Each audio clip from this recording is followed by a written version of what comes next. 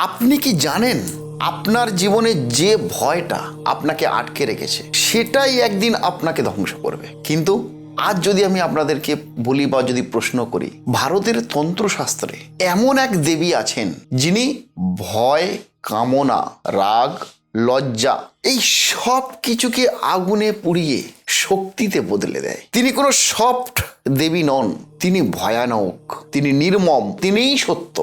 আজ আমি আপনাদের সামনে আলোচনা করব দশ মহাবিদ্যার পঞ্চম মহাবিদ্যা মা ভৈরবী। তিনি আর কেউ নন, তিনি হলেন মা ভৈরবী।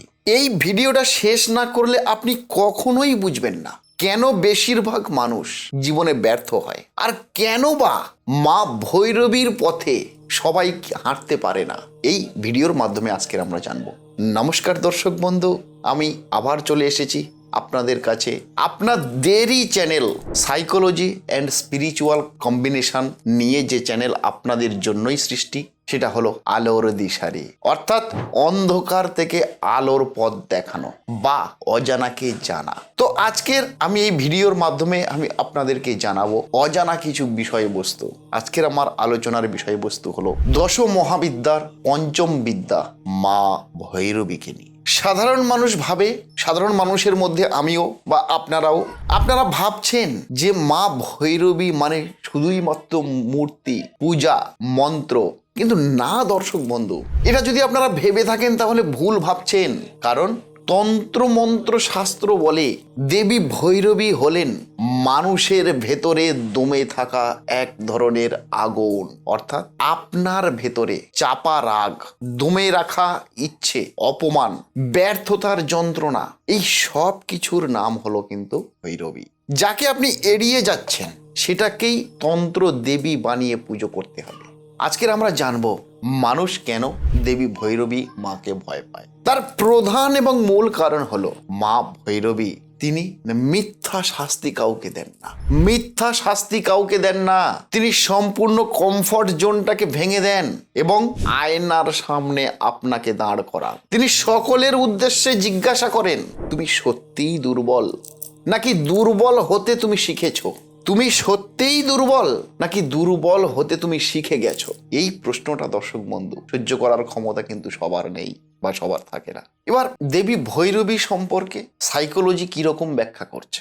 আধুনিক সাইকোলজি যেটাকে বলে শ্যাডো সেলফ বা রিপ্রেসড ইমোশন, তন্ত্রশাস্ত্র সেটাকেই বলে মাতা ভৈরবীর শক্তি।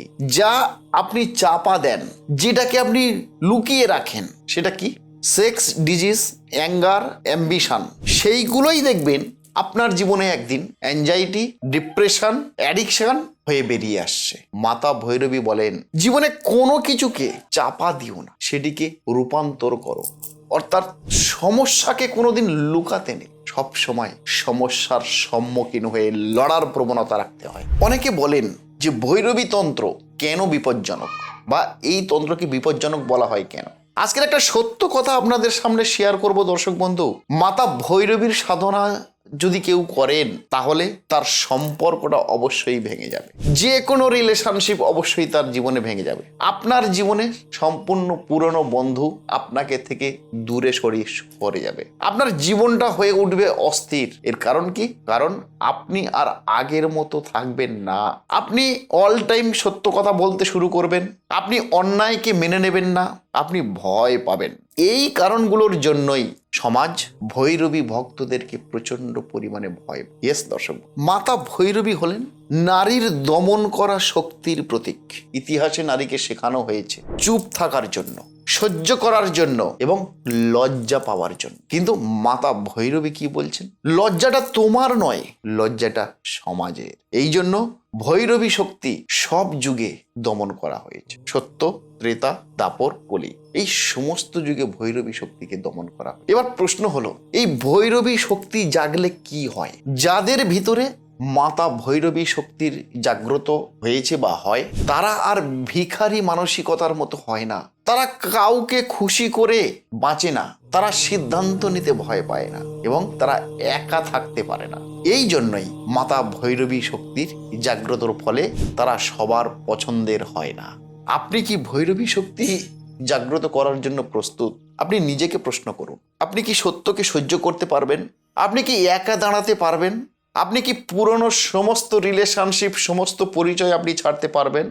এগুলো যদি না পারে, তাহলে মাতা ভৈরবী শক্তি আপনার জন্য নয়। এই ভৈরবী দেবীকে পুজো করলে আমরা কি শিক্ষা পাবো? আপনি যদি সাধক না হন, মা ভৈরবীর শিক্ষাও আপনিও নিতে পারেন। মা ভৈরবীর 3টি শিক্ষা রয়েছে। 1, সত্য কথা বলার সাহস আপনার মধ্যে রাখতে হবে। নিজের আগুনকে কখনোই লুকাবেন না। আর ভয় এলে পালাবেন না। ভয় যদি আপনার জীবনে আসে, তাহলে পালাবেন না। আর এই মা ভৈরবীর উপাসনা করে আমরা কি ফল পাবো? যে বা যারা মা ভৈরবীর উপাসনা করেছেন বা করেন, তাদের মধ্যে প্রচণ্ড সেলফ কনফিডেন্স প্রচণ্ড বেড়ে যায়, অর্থাৎ আত্মবিশ্বাস সমস্ত ধরনের ভয়কে কমিয়ে দেয়। আপনাদের মধ্যে সিদ্ধান্ত নেওয়ার প্রচণ্ড শক্তি, এনার্জি আসবে। নেতিবাচক মানুষ যারা আপনার ক্ষতি চায়, যারা আপনার বিপক্ষে গান করে, সেই নেতিবাচক শক্তি সম্পূর্ণ দূরে সরে যাবে। আর সবচাইতে ভাইটাল জিনিস যেটা, লিডারশিপ কোয়ালিটি আপনার মধ্যে জাগ্রত হবে। Leadership quality. কিন্তু মনে রাখবেন, ভৈরবী আশীর্বাদ দেন ঠিকই, কিন্তু তার আগে তার পরীক্ষাটাও কিন্তু তিনি নেন। অর্থাৎ সমস্ত পরীক্ষার পরে তারপরে আপনাকে আশীর্বাদ দেবেন। যেমন সোনাকে আমরা অলংকার হিসাবে ব্যবহার করি, কিন্তু যখন সোনাটা মেকিং হয়, তখন তাকে ওই হাতুড়ি দিয়ে ঘা মেরে মেরে মেরে মেরে তবে তাকে সোনাটাকে সঠিক জায়গাতে নিয়ে আসে এবং সেই অলংকার আমরা পরিধান করি। ঠিক সেরকমই মাতা ভৈরবী আপনাকে আশীর্বাদ দেবেন যদি সঠিকভাবে আপনি তার উপাসনা করেন। কিন্তু সেই আশীর্বাদ দেওয়ার আগে আপনার কাছ থেকে যথেষ্ট পরীক্ষা কিন্তু মাতা নেবেন। সেই মাতার পরীক্ষাতে যদি আপনি পাশ করতে পারেন, আপনি অবশ্যই মাতা ভৈরবীর আশীর্বাদ ধন্য হতে পারবেন। এই ভিডিওটা যদি আপনাকে অস্বস্তিতে ফেলে, তাহলেই আপনি বুঝবেন যে সত্য আপনাকে ছুঁয়ে গেছে। কমেন্টে আপনারা লিখুন, আমি ভয়কে শক্তিতে বদলাতে চাই। আমি ভয়কে শক্তিতে বদলাতে চাই। আর শেয়ার করুন, কারণ ভীত মানুষ নয়, আগুন মানুষই ইতিহাস বদলায়। নমস্কার দর্শক বন্ধু, আজকের ভিডিওটা এই পর্যন্ত রাখলাম মাতা ভৈরবী। আগামী ভিডিওতে আমি আবার দশম মহাবিদ্যার 6ষ্ঠতম বিদ্যা নিয়ে আসব। ততক্ষণে আপনারা ভালো থাকুন, সুস্থ থাকুন এবং অপরকে সুস্থ রাখুন। আর যদি আমার এই ভিডিওটা আপনাদের ভালো লেগে থাকে, তাহলে আমি তো আপনাদের সঙ্গে রয়েছি, আপনাদেরকেও তো আমার সঙ্গে যুক্ত হতে হবে। তার জন্য ছোট্ট একটা কাজ, চ্যানেলটিকে সাবস্ক্রাইব করুন এবং পাশে থাকা বেল আইকনটা প্রেস করুন। আর কমেন্ট সেকশনে লিখতে ভুলবেন না, আমি ভয়কে শক্তিতে বদলাতে চাই। এটাই আপনারা কমেন্ট সেকশনে লিখবেন। নমস্কার দর্শক বন্ধু, আবার দেখা হবে আগামী এপিসোডে স্পিরিচুয়ালের কোনো বিশেষ আলোচনা নিয়ে। ততক্ষণে ভালো